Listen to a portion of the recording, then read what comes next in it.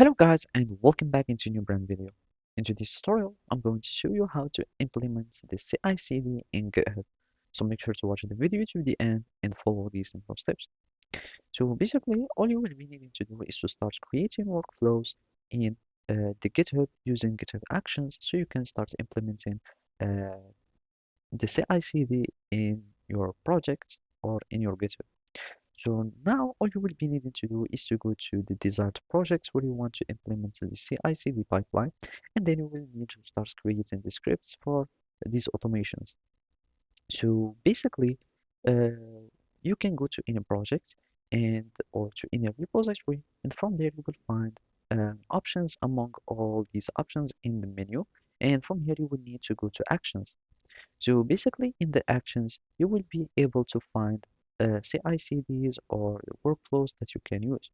So either you can have like uh, your own workflow or your own pipeline, or you can just use some templates.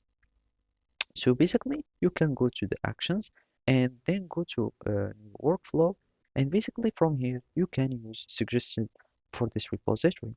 So as you can see, this one would build your Node.js project using the npm and grants. This one will build your Node.js project with the npm and quill, etc. And you will find many builders. And these ones concerning deployments. So this one you can deploy a container to your Azure Web App, for example, and this one can deploy your project to Amazon, and you can start like using any pipeline that you like. Otherwise, if you have your own pipeline, you are able to set up a workflow for yourself. So basically, in the .yml uh, file, you will be needing to add your scripts here.